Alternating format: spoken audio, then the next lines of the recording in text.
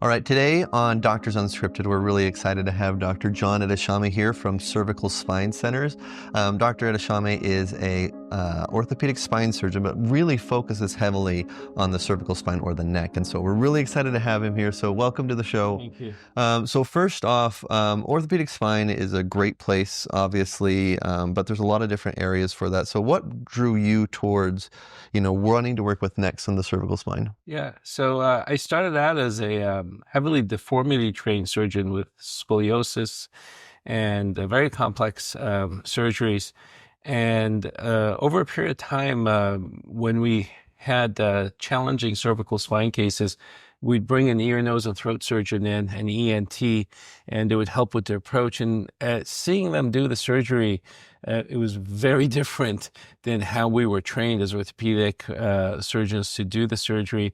And I got interested in them. And so I started looking at how do you actually take out a thyroid and, what the anatomy is in much more detailed fashion. And as I started doing it, I really liked the dissection, and I really liked the multitudes of ways that you could address cervical spine pathology, and then trying to match the right outcome for the right patient. So, a 37-year-old MMA fighter and, 80-year-old grandma that wants to go play golf, very different patients, very different expectations, very different healing abilities.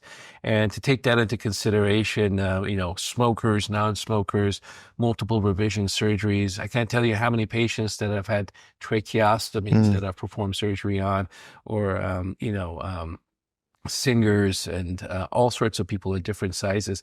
So once you got comfortable with the anatomy, and it really became a source of repetition. So I'm a big fan of you go to like a tire store, like Discount Tires, and how quickly these guys mount those tires, as opposed to if you've ever had the misfortune of getting a flat tire on like Highway 10 going to LA, you go to some regular mechanic and it takes them 3 to 4 times as long doing it. So looking at this repetition, so I got to a point I was doing hundreds of cervical spine surgeries a year.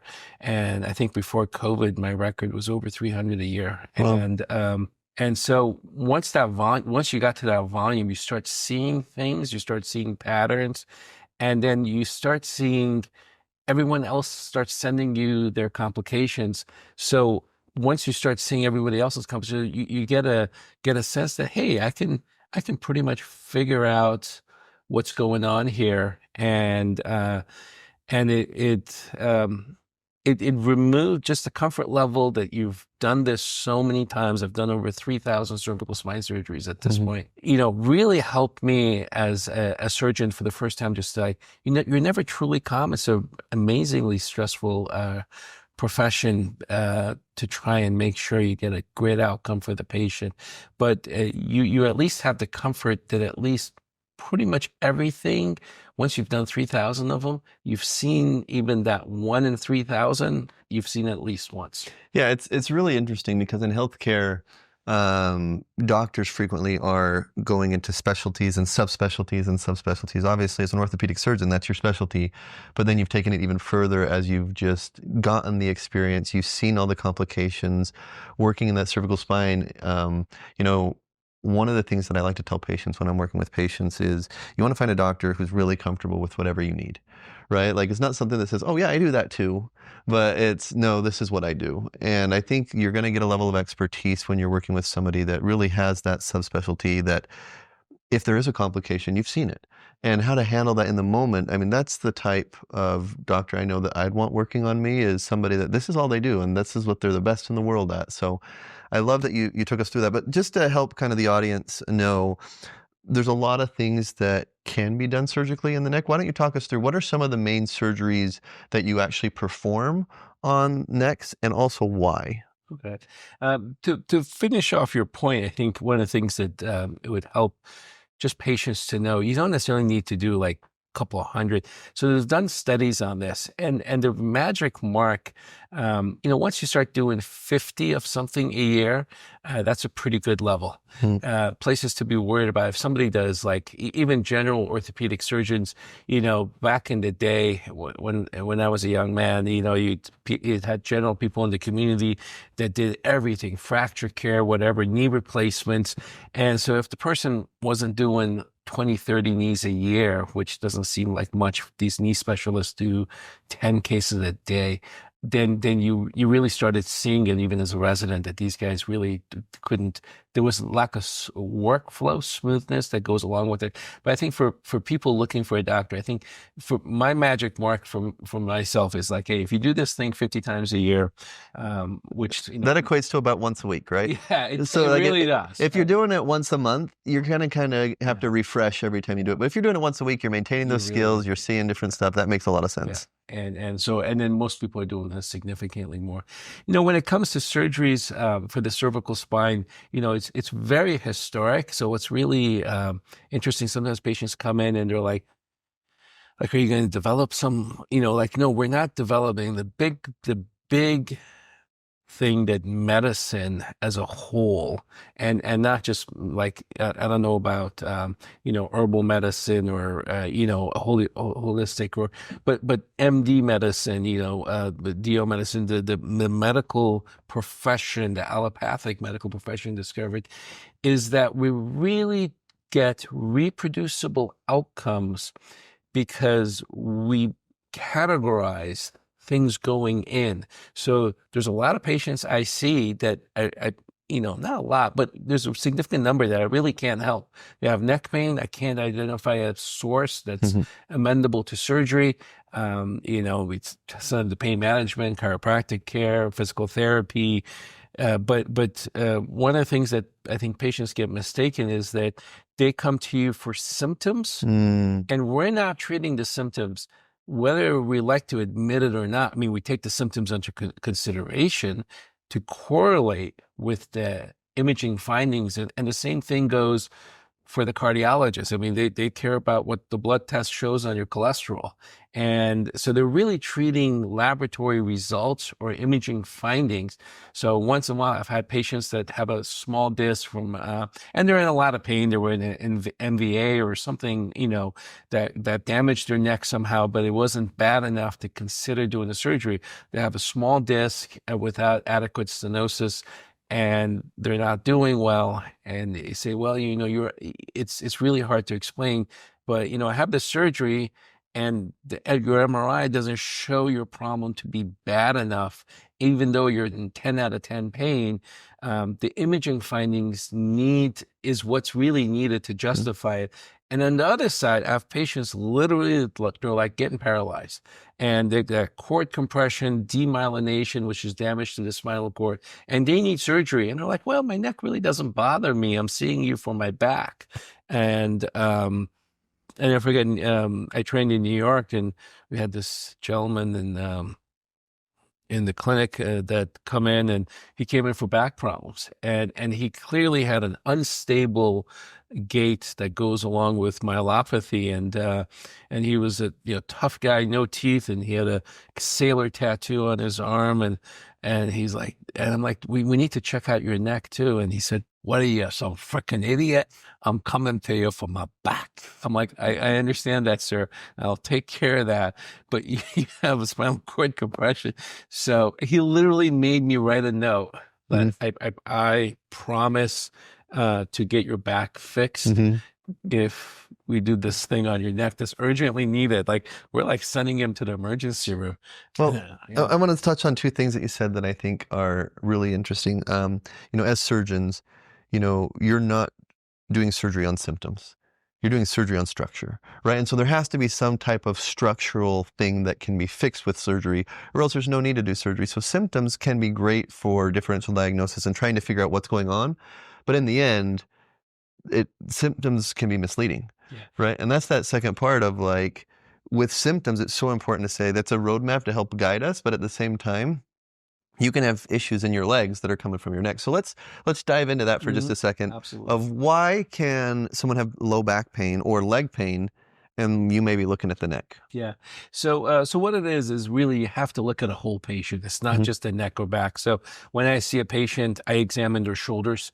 So I've diagnosed so many patients with shoulder pathology, rotator cuff tears, and they come to you because they can't lift their arm. Well, you can't lift your arm because you don't have a rotator cuff, or their hands go numb and they have carpal tunnel syndrome, and or other issues. And then including the gentleman, I've seen patients with I've even seen patients with neck pain who needed glasses. They're like looking at the computer, and I'm like, and I'm showing them their MRI and the fact that it's not that bad. And I realize that the guy can't see this my laptop screen. I'm like, do you get your eyes checked? It's like, yeah, I've been really struggling. I'm like, how about we do that? And then so he got glasses, and his neck pain felt better. And so it's really to sit there and try and identify the source of the patient's symptoms. To your point, for me, and I have a background in engineering, so it really helps me to try and look at cervical spine, or actually all kind of spine pathology, under three things. So it can be the bone, and the bone is arthritis, instability, all sorts of bony problems, Fracture, tumor, fractures. Yeah. It could be the nerves, and the nerves give you the radicular symptoms. And those are the kind of funny symptoms that patients are like, this is the weirdest symptom ever, doc. Every time I look to my left, my right thumb goes numb. I'm like, okay, that's your C6 nerve root. But just trying to identify that that's the nerve. And then we use the pain management in a big way. So you get an epidural in your neck and your pain goes away. Guess what? That's treating the nerve. Some of the steroid might help other things. But the third part's the muscle. And for me, the identification of muscle pain is I examine and actually physically touch the shoulder muscles of the patients, the traps, and identify if they're sore. And then identify a lot of scoliosis. So the patients might have some subtle scoliosis that's causing their neck to have pain and discomfort. So if you touch your muscles, and your shoulder and your neck, and it hurts, that's not a bone, that's not a nerve, that's 100% muscle, because your palpation is not deep enough to even reach those other things. And so the surgery, as a surgeon, you can fix bones and you can fix nerves, and that's all you can do. That's all you're focusing on. All you're capable, as an orthopedic surgeon. Of. Ortho or neuro, your only capabilities are to address that. You cannot address muscle symptoms. But once the first two problems are fixed, and then then the physical therapist can identify the muscle, and then you can use, sometimes I have patients that are kind of aging, or, all of a sudden you start hitting 60, you start losing your muscle mass and you can't keep it. And bones and nerves that were not symptomatic because the patient was using their muscle to compensate for those first two problems, those really come to light. And they're like, well, I didn't fall, nothing happened. Well, you just lost, you start losing something like 4% of your muscle mass at the age of 60. Yeah. So that's a major issue. So I really try and get, and people are just so focused on their weight. And I trained in New York City. So my God, the number of anorexic and eating disorder. I mean, it was just, it wasn't just it was like pretty much everybody. Which then they lose bone density, and then we're looking at muscle density. And so pretty much anytime I have a skinny patient in the office, I say, how often do you weigh yourself? And they think, they're very proud. I weigh myself twice a day. I'm like, you need to stop doing that. You need to go eat a cheeseburger and don't worry about your cholesterol and start build some muscle. And I always get this feedback like, especially women, like, I want to look feminine. I'm like, no, you want to look strong. Yeah, and you want to be healthy. That's the most important thing, is being healthy. So, and then what's amazing is, out of everything I can tell patients that have been smoking for 30 years, they don't push back. They're like, yeah, doc, I know I suck. I need to stop smoking. I'm like, yeah, you really do. And so I really spend a lot of time. There is literally nothing that's damaging people's body as much as nicotine. So every smoker in my office I'm like, there's only room on the package, on the cigarettes, for the things that are going to kill you. They don't put degenerative disc disease on there, and it's the nicotine that's the problem. So even how does that work? So you're saying nicotine causes that degenerative disc disease. Yes. What's the mechanism? So the exact mechanism, I'm not sure of, but what nicotine does is it decreases a blood vessel diameter by something like 25-30%. So if your blood vessel is this big, it becomes this. So you get vasoconstriction. Vasoconstriction, and your discs naturally have a very poor blood supply. So look at the veins in your hand. You put your finger on them, the vein stops flowing. Yep. So how do you think your disc that's carrying all your weight gets blood flows going through it? And the answer is it doesn't. Blood flow in the disc is in the periphery around it, and the cells in the center of the disc have very poor access to blood flow and nutrients. It's through diffusion. Yeah, imbibition of getting that through there. Yep. So all the blood vessels are around the disc itself, and the bone itself, actually, because the bone has structural integrity, and so there's blood vessels that can go through the bone and not collapse. The disc is actually designed to collapse. So by shock absorb. by the very virtue of the fact that it squeezes, you really can't get blood through. Yeah, if you had a blood vessel in there, as soon as you move it, it would close that off. It would close it off. And so the blood vessels around the disc are in the periphery. And so everybody ages. So the thing is, we all grow old. Just smokers, they just grow old substantially faster. And you're saying one of the primary reasons for that is the vasoconstriction. You're not getting the nutrients to the cells, therefore they're breaking down faster. And that's exactly what aging is breaking down of cells faster than they used to. So that actually makes a lot of sense. And even people think like they're, I chew. Same thing happens. People that chew take a lot more nicotine in there. And I never forgot this one patient. It's like, I went on Amazon and I found some nicotine-free chew, and I sent him a variety pack. I'm like, pick one of these. He said, it's not bad. So, trying to find them. And then I sent a lot of patients to psychiatrists to deal with because people have anxiety disorders, OCD, and then certain lifestyles. So I have yet to meet a healthy trucker, unfortunately. So just, if you're a truck driver, you're signing up for a very unhealthy lifestyle. People in certain professions, it's just the way it goes. So, if we look at this though, every single thing that we feel, every single organ mechanism in our body is going to run because of nerves telling it what to do, right? And every single one of those nerves has to travel through the neck, from the brain down through the body. And so I think when you're talking about these things, the staying healthy and trying to preserve healthiness of the spine, of the body, the cervical spine becomes super important, because if we begin to see that degeneration in the cervical spine, it can affect other things besides just pain, right? So, for example, one of the things that we see really, really common these days, a lot of people may relate to this, is text neck, right? Or people that are always on their phone, they're texting, they're at their computers, they're leaning over. So I'd love for you to talk about, what is the importance of actually having good cervical curvatures? Why do we have curvature in the neck? And how does forward head posture and text neck affect that curve, and why is that important? Yeah, this is an excellent question. And I think that for me, it's not like separating one group of people, texting. My biggest thing that I've seen that's been a bit of a disaster is people that do a lot of yoga where they bear weight on their head and they somehow think that's healthy. Like your head is the only weight your neck was designed to support. And so I do once in a while some charity stuff in Africa when I was a resident.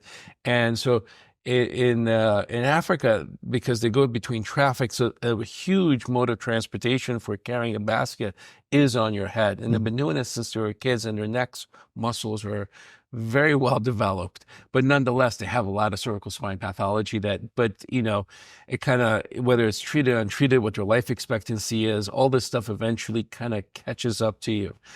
So I think for me, it's just what I would categorize it. I think is anything that's, you're doing things that certain things were not designed to do. And what's interesting is patients recognize that with regards to a car. Nobody's going to take a two-seat convertible off-roading. I mean, it's just ridiculous. It wasn't designed for it. It wasn't designed for it.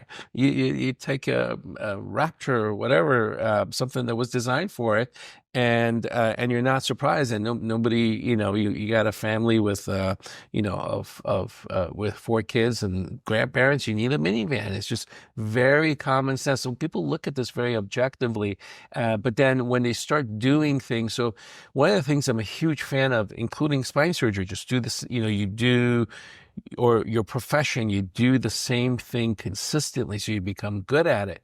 So, the text neck you brought up, but then where I see a lot of things that are off is people putting up Christmas lights. I can't tell you how many broken backs I've dealt with. So it's things that are one-off. So if you mow the lawn every week, great. You have a system. You know how to mow the lawn every week. If that's your job, or you have a property that you like to mow the lawn on, or if you cut the bushes or whatever it is, and so you put the dishes on top. So it's that when things are one-offs, like somebody trying to get something out of the attic for Thanksgiving, or Weekend warriors and weekend stuff like that. warrior stuff, things that or my best part is people that start snowboarding at 50 or 60. My sister, who's a couple of years older than me, called me up, says, I'm working on my bucket list. I said, congratulations, what are you doing? So I signed up for figure skating lessons. I'm like, are you kidding me? You're gonna fall at least one time. And it's just not that it's not that kids don't fall. Kids fall and then they heal. And once you reach a certain point, your healing capability just diminishes to the point that, like, if you're 85, you fall and you break your hip, there's a 30% chance you're not going to see your next birthday. And that is something people don't appreciate the risk. And so, we're concerned about, we kind of look at these youth. Oh, this kid's got a motorcycle and, a donor cycle. And it's like, well, he's 21. He's not thinking sensibly. We kind of understand that. But then, and I totally understand that kid has a whole life ahead of him. That young man or young woman's got to kind of have a future. But then there's all these 80-year-olds and 90-year-olds that get up a ladder and they fall and they break their hips, or they're trying to do something that they're at the kind of the fringe limit of capability of achieving. Yeah, well, I mean, if you look at the data on this, I believe it is above the age of 65, fall is the leading cause of injury death. And I think it's like a 10% fatality rate for falls after the age of 65. So you're right, like those activities that we do, those things that we're going out, if we're not used to that and our bodies haven't been conditioned to bear those stresses, they can be dangerous. So again, going back to then forward head posture and doing this, we have people come in that say, I type at my computer all the time at my desk. I get this, pain in my neck, pain in my shoulders. Why does that happen? Yeah, I think some of it is there's muscle fatigue for sure. And so we were, as creatures that were created, were not designed to sit in a single position for 10 hours, right? You were designed as a hunter-scavenger. Move and to go grab some apples off a tree and go hunt an antelope, or chase it down till it's exhausted and then club it to death. And so if you look at even other creatures, like antelope that got their eyes on their side so they can look all around, and the eagles don't care about what's behind them. They care about the prey that they're going to catch. So one of it is once you realize you were not designed to deal with this stressful environment. We weren't designed to have a boss breathing down our neck, saying, hey, there's a deadline. I'm like, well, hire more people. I don't know. But it's just, our ability to cope with these kind of new industrial or technology stresses is not real. So I think anything anybody can do to kind of use their body in the way they were designed to, go outside and go on the monkey bars with your kids, or do pull-ups, or and what I love about it is, especially coming from New York, people like look at Arab people in Arizona. It's like, your friends go elk hunting. I'm like, actually, that's something we were designed as people to do. To go hunt something and kill it and eat it for dinner, right?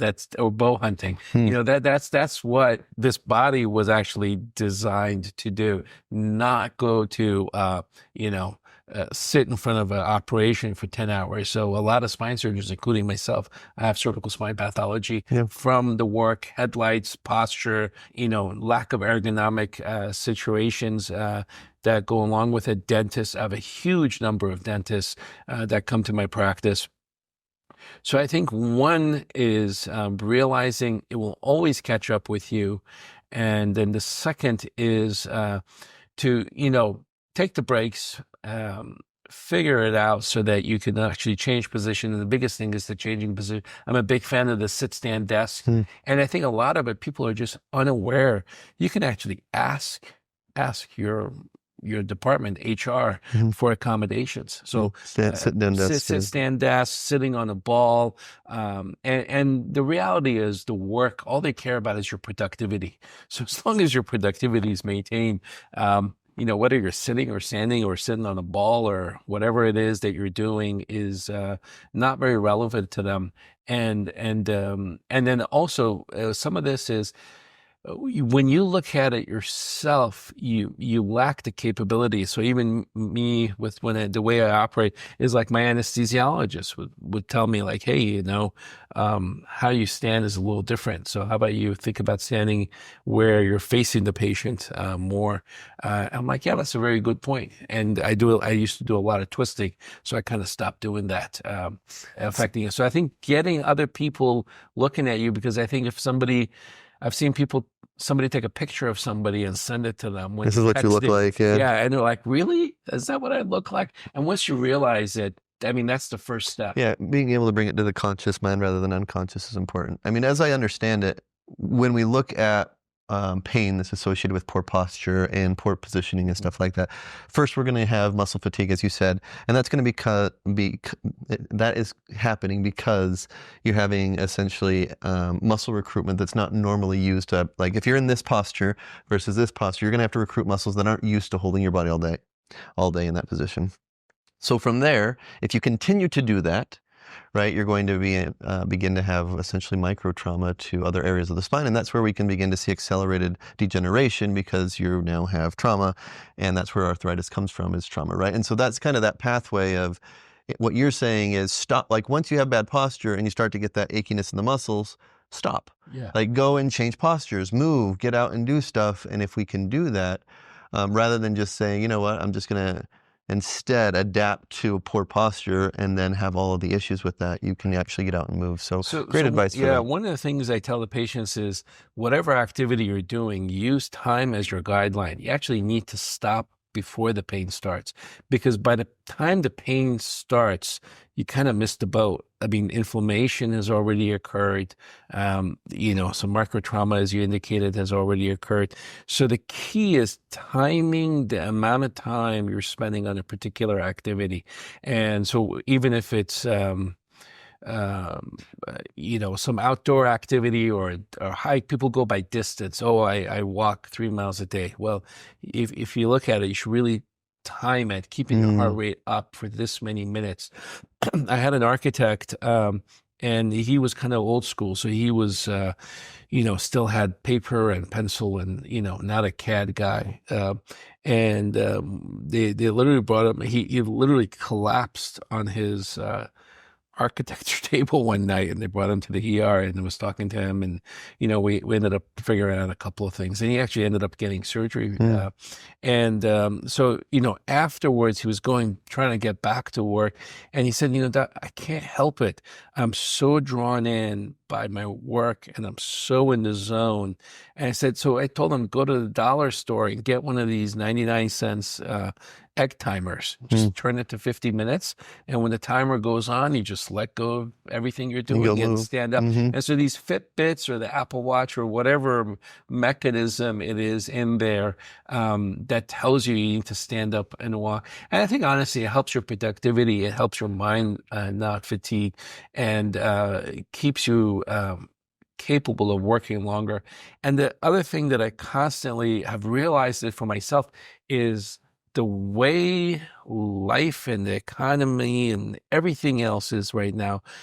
None of us are going to be able to afford to retire at any point. Like the concept of retirement is kind of like, sailing to Europe on a wind ship or something. It's just this esoteric distance thing. So every time I talk to the financial planner, is like, yeah, it's always seems to be 20 years away. Just keeps moving. It keeps moving. Yeah, it's a moving goal mark, and so once you realize that you're not going to be able to afford to retire, and you're going to have to work into your late 60s, most likely early 70s, then you're like, well, I better start taking care of this body well. And our life expectancy, because of, great strides of, when I was a young man, I can't tell you how many of my dad's friends had heart attacks at 55, 57, and they were completely undiagnosed. They were not on a blood pressure medicine. Nobody had a stress test. Nobody got a screening colonoscopy. Nobody got mammograms. I had like 2 or 3 people I knew in the family that died of breast cancer, and there was really no treatments. So all those, I was born of a different generation where I actually saw that as a kid. And now when you look at it, my dad's 95 years old and he's, and there's actually nothing wrong with him other than, the fact that he's aging. He's got some knee arthritis, but his cholesterol is better than mine. His blood pressure is better than mine. He's sharp as a tack. So once you realize that you're going to live to 95, you better make sure you're both physically and financially and every other which way kind of set up for it. Yeah, I like the thought process that this is the only body you're going to get. So if you want to enjoy your later years, take care of it now so that you have that health available. Because one of the most common things that they say is as we get older, the more we wish for our health. And if we can maintain that, like the investment happens now, wherever you are, the investment happens now that you will reap later. And so I think that's a really important philosophy. So one other thing I did want to make sure that we touched on when we're here. So we won't go super deep on this, but I know that you are actually an inventor as well. You have an engineering background, as you said. You've developed your own implants and worked on different devices. Can you just kind of take us through what's that process look like from saying, you're a surgeon, you have all these different surgeries you do, and seeing that need, and then, what goes into developing it and trying to take it to market? So yeah, this is what it is overall is it's a very painful process. I'll tell you that much. Once you start doing the high volumes of cervical spine that I was doing, you start realizing, hey, I need a different tool for this. And it's like everything else, if you change a flat tire every once in a while, that wrench works. But if you're at the tire shop, you need that air power thing, and the canister better hold enough air for everybody to be using it. So as I started realizing some needs in the industry, I talked to several companies. And what's really interesting is, at some point you realize that, when, the insurance companies, oh, we want what's best for you. No, they don't want what's best for you. I mean, the last thing that has ever come up in any discussion with an insurance company is what's best for the patient. Because if the insurance companies cared genuinely what's best for the patient, they would actually make you justify why you're doing a cervical fusion rather than a disc replacement. Realistically, everybody under the age of 60, we should look at, you should kind of justify if they're truly a candidate for disc replacement. And if they're not, if they have osteoporosis, some other stuff, facet pathology, then they should get a fusion. What's really amazing is that the insurance company actively is working towards not providing better health care, and even denying an MRI. Why do you think that is? I mean, it's just how the world looks from the boardroom is very different. It's financial decisions It's not instead of just healthcare, or what? It's just different priorities, and the patient's definitely not one of them.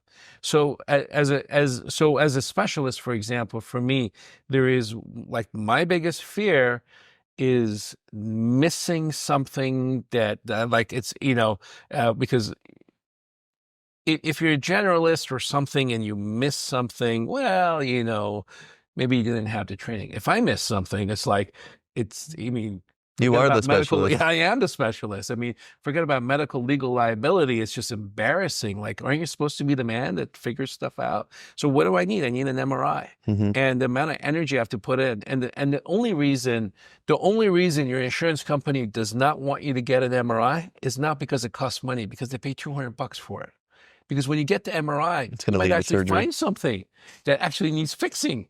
And it might be fixed this year while you're under their insurance and your deductibles met and this, rather than let's delay it for the amount of pushback we get in December. So one of the things you're talking about is the fact that people get new insurance every year. And so potentially new insurance every year. So one of the issues is the priority of the insurance company to say, well, we're only insuring them for this year. So if we can push it into next year, it's not our financial responsibility. And that's where some of the deny and delay of claims Absolutely. comes from. Is that what you're explaining? Yeah, absolutely. And then even if you're insured with the same group, at least you're collecting another deductible or just kicking that can down the road.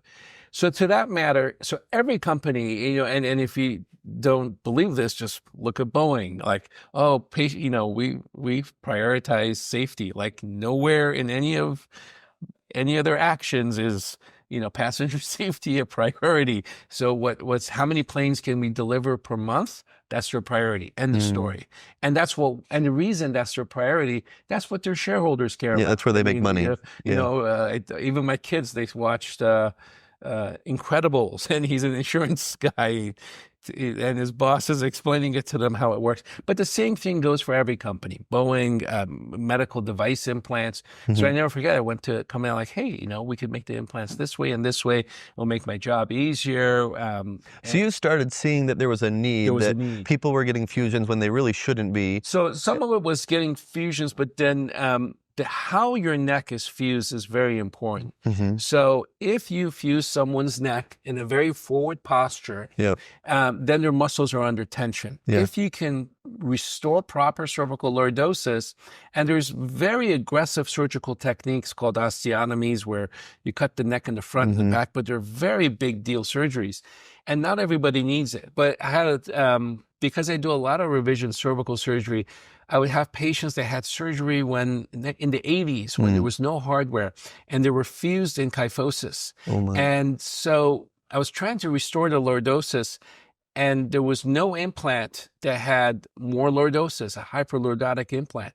So I literally went to actually 3 different companies, and I used them. One of them actually gave me a piece of paper once, said, you've put in over 1,000 of our implants. Congratulations, you're the #1 person in the world in terms of the number of implants you've put in. I'm like, thank you. Can you please make this for me?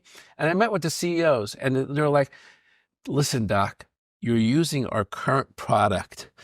If we spent $500,000, whatever, any amount of dollars, to make you a new implant, will you use more implants? It's like, no, I'll just use them on the patients that I currently have, but I'll be able to get better outcomes. It says, well, what's in it for us? And the answer is nothing. And so what they're looking for is mass appeal. Like, hey, I can make one implant. And so what they do is they force the surgeons into using what's basically available to them. And so they want to capture that bell-shaped curve of the market, that's 65, 70%. And there's really no incentive for anybody to capture the top 10% of the bottom. All those unique needs that are there. All those unique needs. And so you equate them. So like one of the major companies, publicly traded, they have a cervical spine fusion device that has four available sizes. So it only comes in one footprint, one size, and 4 different heights, and that's it. So for the company that I helped start, I think it's like 110 different sizes. Different sizes. Wow. So the adaptability to the patient is so much higher. Yeah, so it's kind of a custom. It's a semi-custom. Like, you have those suits, tall and short. And what was really interesting is that company that makes 4 sizes, an implant with 4 sizes, was interested in, it's like, hey, how do you guys do this? And they were maybe interested in collaborating, working together, or acquisition or whatever. And we had a meeting, and I was trying to explain to them that these are the sizes, and it had the bell-shaped curve of, these are the sizes we sell. And really pretty much every size we've put in over 3,000 of them. So at this point, pretty much every size has been used. And they're trying to get their hands around, how do you manage the inventory of this? And how does this help our bottom line?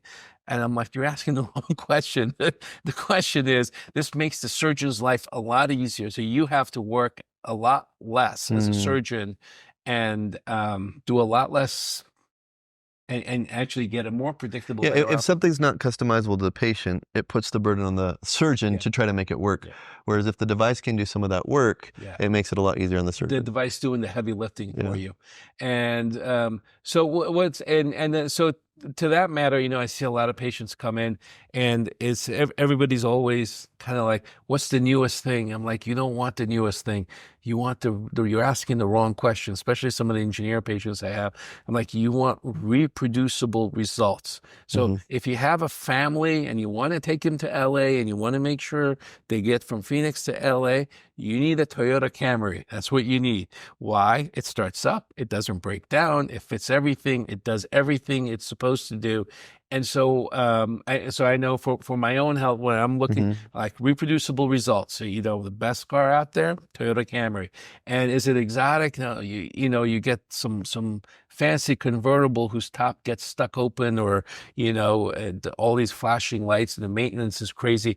And so you're literally sitting there going back to the doctor all the time, trying to figure out why it didn't work with it. So I think that's one of the things is gaining reproducible outcomes, and that's one of the main focuses I went into cervical spine for. Is once you start doing high volumes, you start catching that not just 1%, you start catching like the 0.5% of, hey, if I do this, like I Hmm. give every patient that's getting a fusion, I put them on vitamin D. Well, is there science? Yeah, there is. And so if you start fighting for those small percentages, Yeah. you are moving the bell-shaped curve to better Forward. outcomes Yeah. in that direction. I think that one of the most overlooked qualities in healthcare is reproducibility. Like if you think about it, when you go see your doctor, you want your patient experience to be reproducible. You don't want it to be good one time and then bad another time. With procedures, same thing. You want to make sure that the procedure is the highest quality possible every single time. And so I think in any business, reproducibility and standardization becomes really important. But in healthcare, I think it's even more important because we're dealing with issues that are a lot more important. It's somebody's health, and you can't get that back. And so I love that focus on reproducibility standards and being able to say, how do I push the whole bell curve forward? Because we're looking at all patients, not just the majority of patients. And I think that's just good healthcare. Yeah, healthcare is so where they've started is they're trying to capture the bad outcomes. Hmm. So if you had surgery and you got readmitted to the hospital, or infections, pretty I'm going to use the word undeniable adverse outcomes are kind of being caught by the Mm. hospitals Yeah. and Medicare, and they're kind of addressing it. Where the average of the bell-shaped curve is, and moving that over, I think a lot of that work is actually being done by the profession itself. Mm. And so I know which doctors get reproducible knee replacements or shoulders or whatever. So I send my patients to those individuals. And so I have, and so what it is you really, if your doctor's, your primary care or whatever says, hey, I've sent 20 prior patients to these people that have gotten good outcomes, that's a very good sign. And I know this because there's certain spine cases, either my hospital can't equip with it or haven't done a lot of them myself. I refer them out, and I know exactly who I'm referring them out to, how they perform the surgery. And I see those patients back. Actually, I bring them back in. And so the surgeons that I refer them to know that I'm going to see those patients back, and the patients really appreciate that. So they really do their utmost to get a good outcome for them. So I want to just take us back through that. So you identified a need in this space because you were doing so many procedures. You went and said, hey, can you develop this? And they said, no, we're not going to develop that. So you essentially said, okay, well, if I want this and I want to improve outcomes, I'm going to have to develop myself. And you took that journey to develop something that was, that customizable product to really meet the needs of the patients, all in an effort to say we need better quality outcomes for those surgeries. So Yeah, it that's fantastic. does. So now you've gone through all that, you've actually created that. What's it like trying to actually get that to market? So it's on the market. We've put over 3,000 in. And so the story was, I mean, the one thing that was really imperative in that story is that it wasn't that the companies weren't listening. They were asking the question, how is this going to increase your volume? And I said, it's not. That was the wrong thing to have told them.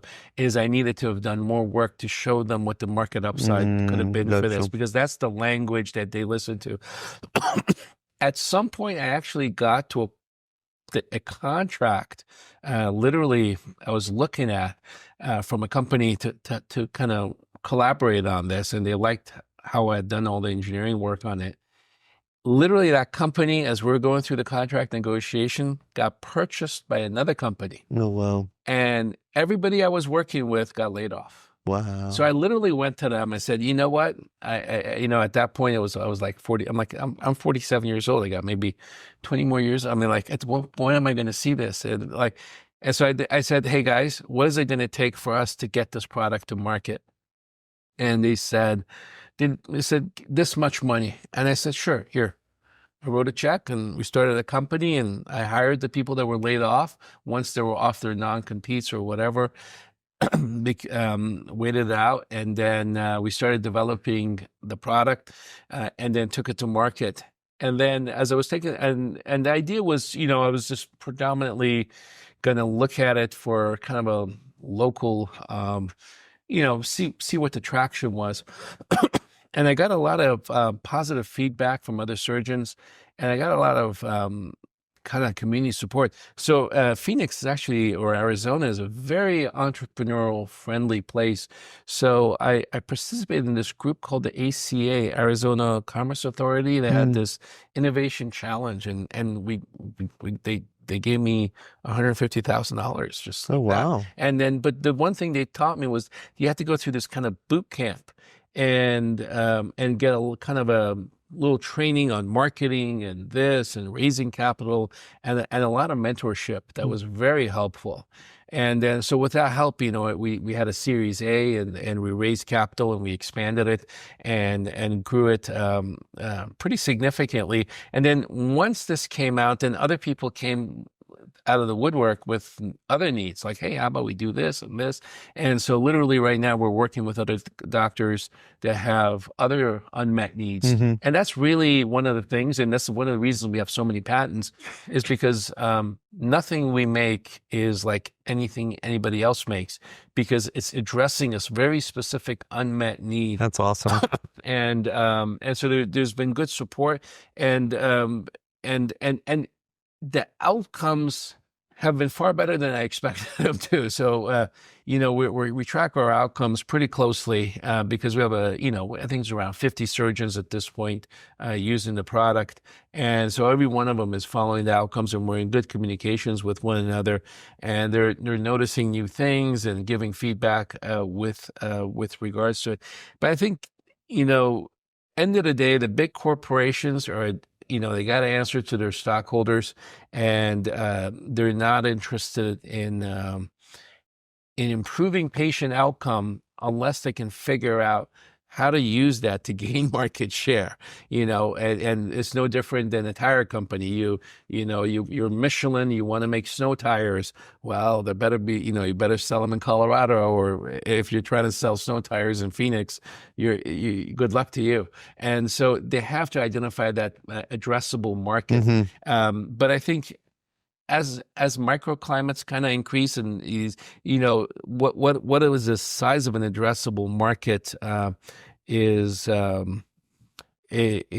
hopefully changing, and people can say, hey, I can just corner that market. That's, even if it's small, if I can get a significant percentage of it, it'll be worth their while. So. Well, I love the fact that you're trying to innovate in this space. Not only a great orthopedic surgeon, but really trying to create solutions that push the whole industry forward. So the fact that you're doing that, and then also collaborating and picking up patents on other stuff, like, it's just a fantastic thing you're doing. So Thank you. Thank you for all the hard work that you do there, because we need great people that are willing to do the heavy lift and the hard work to improve medicine, and you're absolutely doing that. So thank you for coming on today. Absolute pleasure. Anybody that wants to learn more about Dr. John Ehteshami, they can go to his website, Cervical Spine Centers, correct? Yeah. And you can also follow me on LinkedIn. I'm a LinkedIn connected person, especially. We'll put that on there as well. All right. Well, thank you so much. Great meeting you. All right. Thank you.